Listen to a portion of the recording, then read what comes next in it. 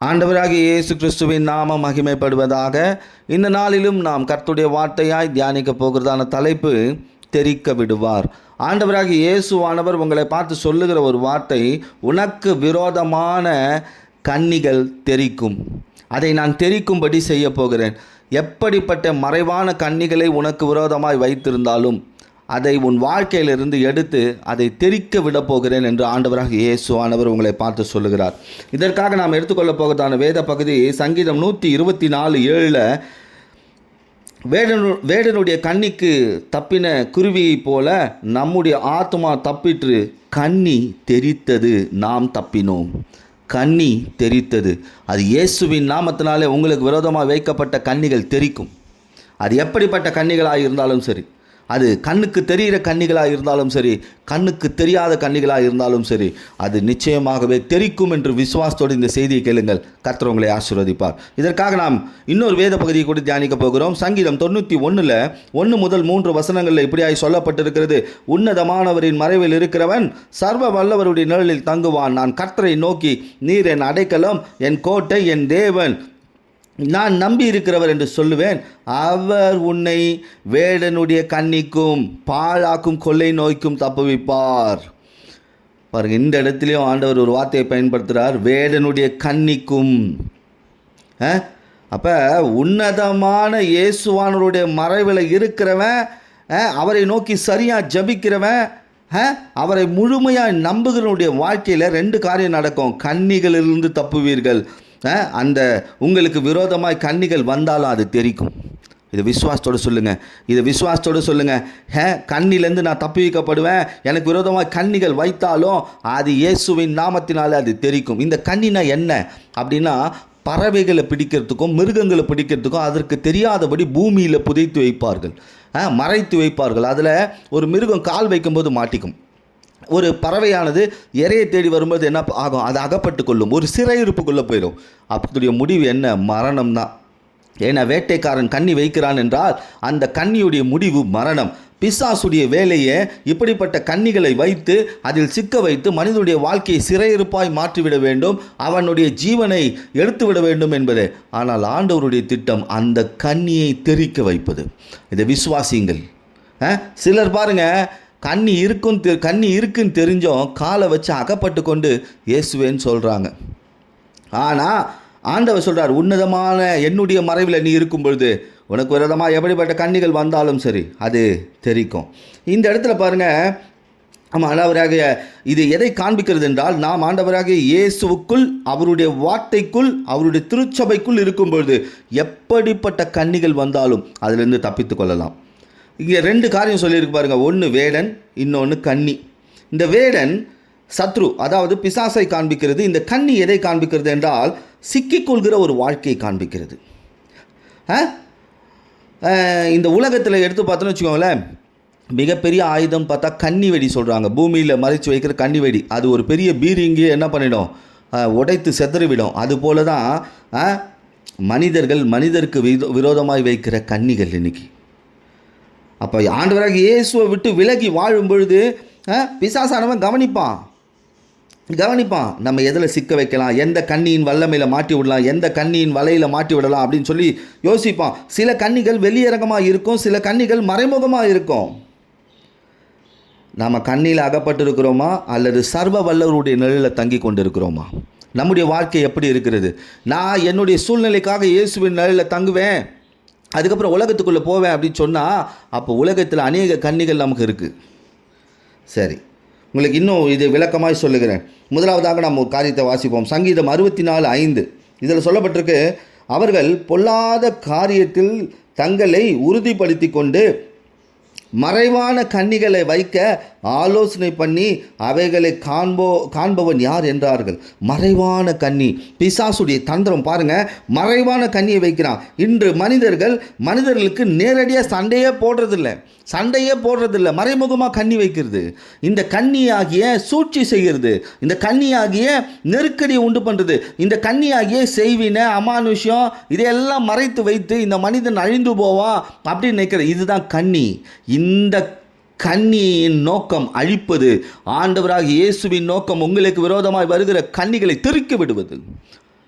எத்தனை பேருடைய வாழ்க்கையில் சூழ்ச்சியில் இருக்கிறீங்க, நெருக்கடியில் இருக்கிறீங்க, செய்வினை அமானுஷ்யங்கள் அது போன்ற காரியங்களில் சிக்கியிருக்கிறீங்க. விசுவாசிங்க, இனி நான் சர்வ வல்லவருடைய நிலையில் இருப்பேன், இயேசுவின் வார்த்தைக்குள்ளே இருப்பேன், அவருடைய திருச்சபைக்குள்ளே இருப்பேன். நிச்சயமாகவே எனக்கு எப்படிப்பட்ட கண்ணிகள் வந்தாலும் அது தெரிப்பதை நான் காண்பேன். ரெண்டாவது எதுக்கு கண்ணி வைக்கிறாங்களாம் பாருங்கள். முதலாவது எதுக்கு மறைச்சி வைக்கிறாங்க கண்ணியை. ரெண்டாவது சங்கீதம் 57:6 பாசிட்டிவ் பார்த்தீங்கன்னா, என் கால்களுக்கு கண்ணியை வைக்கிறார்கள். நான் சுருக்கமாக சொல்லி கொண்டு இருக்கிறேன். கால்களுக்கு கண்ணி பாருங்கள். சிலர் தாங்களே என்ன பண்ணிக்கிறாங்க, கண்ணியில் போய் காலை வச்சிடறாங்க.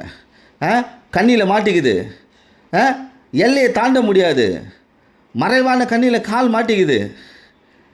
பாருங்கள், சில கன்னிகளில் போய் நம்ம கால் மாட்டிக்குது. தீவினை செய்ய விரைந்தோடும் கால் பைபிள் சொல்லுது. அப்படி இருக்கும்போது நம்முடைய கால்கள் எதில் போய் மாட்டிக்கிறான்? கண்ணியில் மாட்டிக்குது.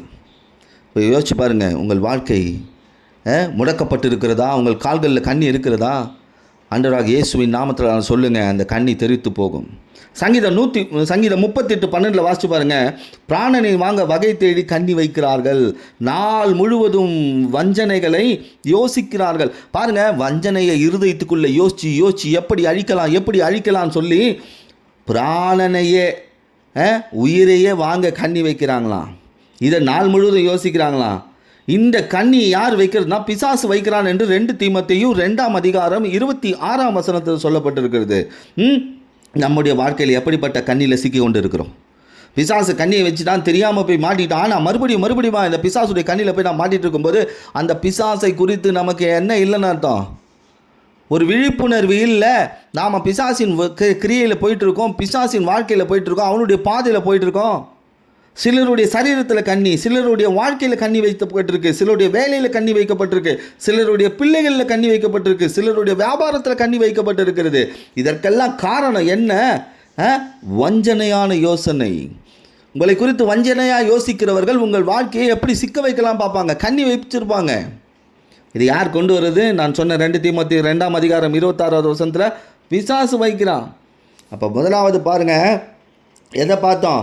ஆலோசனை பண்ணுறாங்க மறைவாக கண்ணி வைக்கிறதுக்கு. ரெண்டாவது காலுக்கு கண்ணி வச்சு பிடிக்கணும்னு பார்க்குறாங்க. மூன்றாவது உயிருக்கே வச்சுறாங்க. அடுத்தது பாருங்கள், வீட்டுக்குள்ளேயே கண்ணி இருக்கும். அது நிறைய பேருக்கு தெரியாது.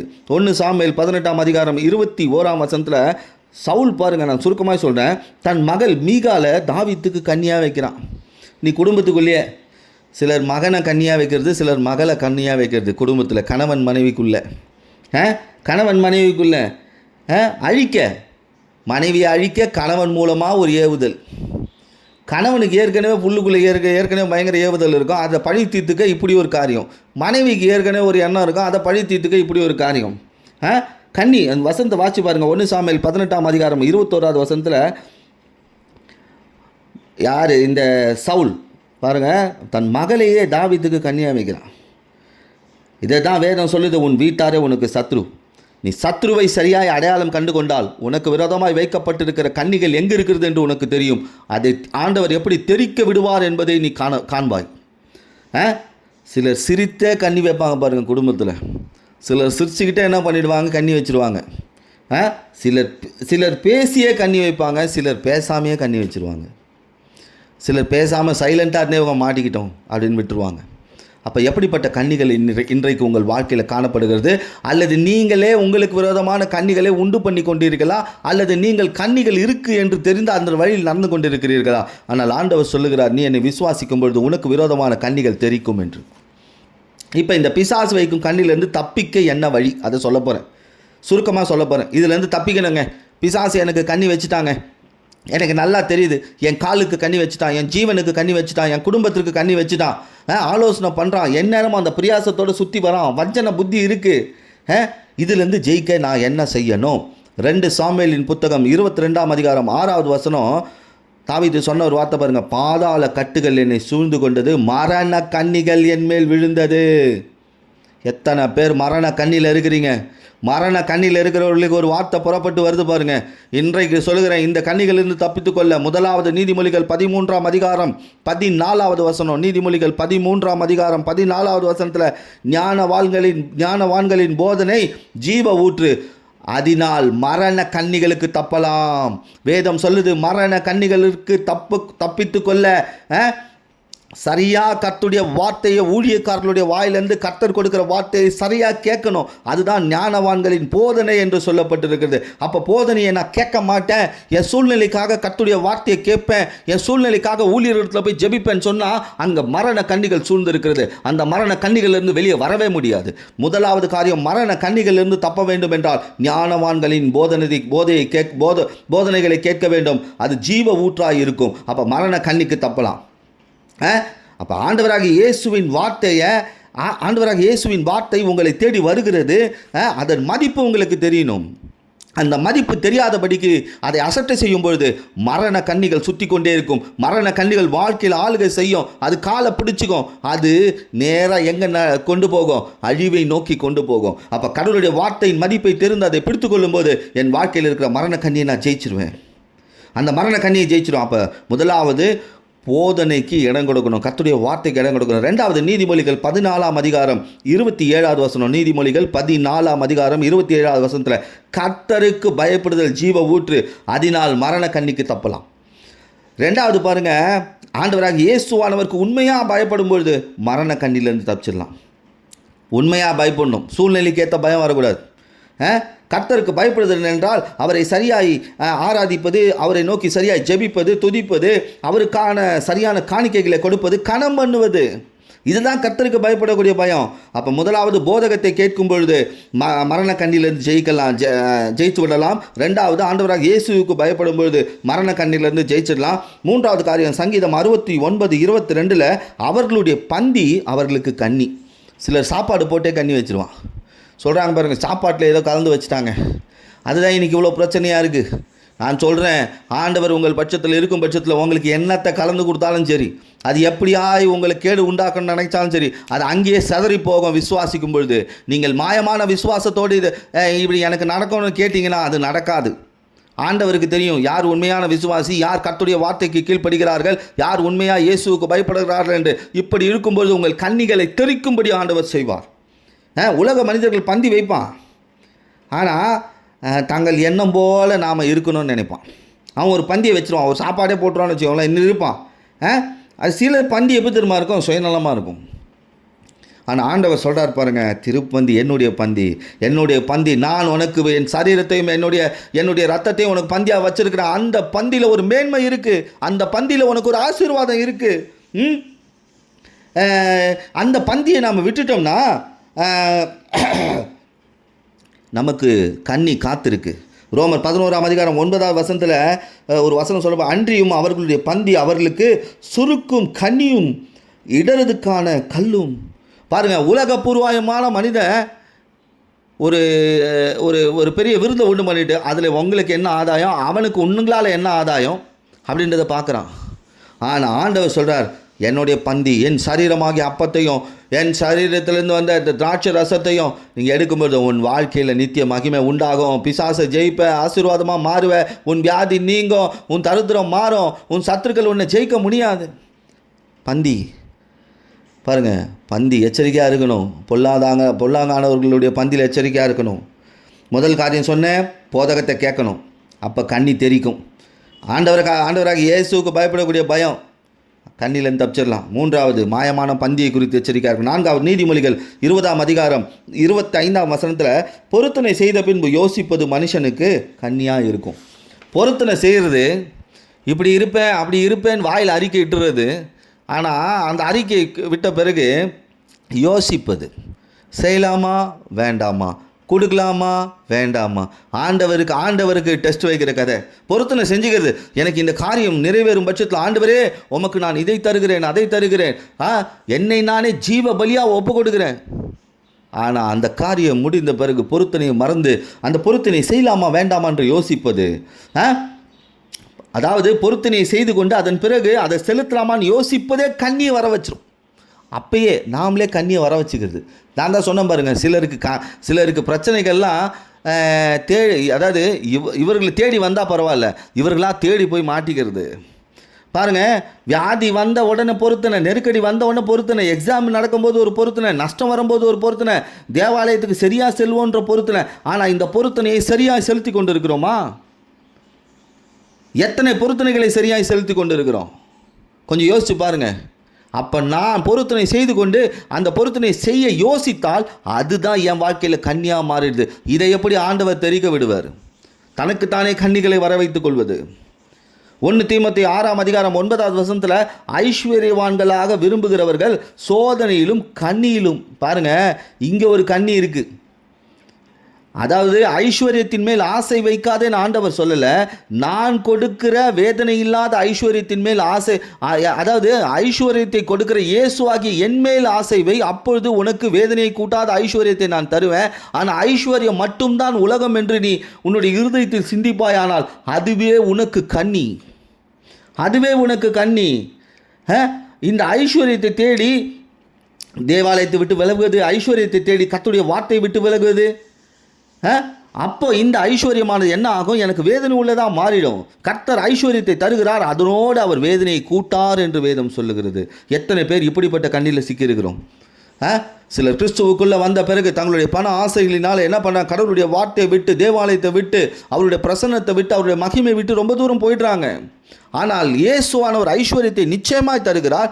அந்த ஐஸ்வர்யத்தின் மேல் அன்பு அல்ல, அதை தருகிற இயேசுவின் மேல் அன்பு இருக்கும் பொழுது நமக்கு கொடுக்கப்படுகிற ஐஸ்வர்யமானது அது வேதனையை கூட்டாது. அப்போ இப்போ சொல்லுங்கள், எத்தனை பேருடைய வாழ்க்கையில் கன்னிகள் தெரியாமல் பிசாசால் வைக்கப்பட்டிருக்கிறது? எத்தனை கன்னிகளை நாமளே வச்சுக்கிட்டு இருக்கோம்? அப்போ இன்றைக்கு ஆண்டவர் சொல்லியிருக்கிறார், ஆண்டவராக இயேசுவின் நிழலில் நீங்கள் வாழும் பொழுது, அவருடைய வார்த்தைக்குள் இருக்கும் பொழுது உங்கள் கன்னிகள் தெரிக்கும். இதுதான் சங்கீதம் 124:7 வாச்சோம். தேவனுடைய, அதாவது வேடனுடைய கண்ணிக்கு தப்பி குருவியை போல நம்முடைய ஆத்மா தப்பிட்டு கண்ணி தெரித்தது நாம் தப்பினோம். பிசாசு எப்படிப்பட்ட கண்ணிகளை வைத்தாலும் சரி, ஜபிப்போம், அது நிச்சயமாக தெரிக்கும். ஆண்டவருடைய கையில் ஒப்பு கொடுப்போம். இன்றைக்கு கண்ணிகளில் போய் அகப்படாதீங்க. கண்ணின்னு தெரிஞ்சால் அதில் போய் கால் வச்சிடாதீங்க. குடும்பமாக போய் சிக்கிக்காதீங்க. சில பறவைகள் குடும்பமாக சிக்கிக்குது, சில விலங்குகள் குடும்பமாக சிக்கிக்குது. வேடன் கண்ணி வைப்பது யாருக்கும் தெரியாது. எச்சரிக்கையாக இருக்கணும். இன்றைக்கு ஆண்டவர் சொல்லியிருக்கிறார், என் கண்ணிகளை தெரிக்க விடுவேன்னு சொல்லி. இயேசுவின் நாமத்தால் ஆண்டவருடைய கருத்தில் ஒப்பு கொடுங்க. இனிமேல் உங்கள் வாழ்க்கையை மாற்றுங்க. ஆண்டவராகி இயேசுவானவர் சொல்லுகிறார், உங்களுக்கு விரோதமான கண்ணிகள் தெரிக்கும். அந்த கண்ணிகள் தெரிக்கும். அவர் கண்ணிகளை தெரிக்க விடுவார். விசுவாசிங்க. நாம் அவருடைய வார்த்தைக்குள்ளே, அவருடைய நிழலாகிய திருச்சபைக்குள்ளே இருக்கும் பொழுது கண்ணிகள் தெரிக்கும். உன்னை அழிக்க நினைக்கிற, சூழ்ச்சி செய்ய நினைக்கிற கண்ணிகள், நெருக்கடி என்னும் கண்ணி, செய்வின, அமானுஷ்யம், பொல்லாத வல்லமைகள் என்ற கண்ணி எல்லாம் தெரிக்கும். உங்களுக்கு விரோதமான கண்ணிகளிலிருந்து தப்பிக்க முதலாவது ஊழியர்கள் கொடுக்கக்கூடிய தேவ வார்த்தைகளை சரியாக கேளுங்க. அதை அசட்டை பண்ணாதீங்க. உண்மையாக ஆண்டவராக இயேசுவானவருக்கு பயப்படுங்க. உலக பந்தியை விட்டு விலகுங்க. கிறிஸ்துவின் பந்தியில் பங்காளர்களாக இருங்க. பொருத்தனையை சரியாக செலுத்துங்க. வாக்கு மாறாதீங்க. ஆண்டவராகிய இயேசுவானவர் தருகிற ஐஸ்வர்யத்தின் மேலே அன்பு வைக்காமல் அதை தருகிற இயேசுவின் மேலே அன்பு வைங்க. நிச்சயமாகவே உங்கள் கண்ணிகள் ஆண்டவராகிய இயேசுவின் நாமத்தினால தெரித்து போகும். ஜெபியுங்கள். இந்த நாளில் கூட ஆண்டவர் தெரிக்க விடுவார். ஆண்டவராகிய இயேசுவானவர் தான் தெரிக்க வைக்க முடியும், நம்மளால் முடியாது. ஆகையால் உலகத்தின் கண்ணியில் மாட்டிக்கொள்ளாதிருங்கள். இயேசுவிடத்தில் அன்பு செலுத்துங்கள். இயேசுவுக்காக வாழுங்கள். நிச்சயமாகவே அவர் உங்கள் வாழ்க்கையில் காணப்படுகிற எல்லா விதமான வெளியரங்கமான கண்ணிகளையும் மறைமுகமான கண்ணிகளையும் தெரிக்க விடுவார். அதை உங்கள் கண்கள் காணும். கர்த்தர் தாமே உங்களையும் உங்கள் குடும்பத்தையும் உயர்த்தி ஆசீர்வதிப்பாராக. ஆமென்.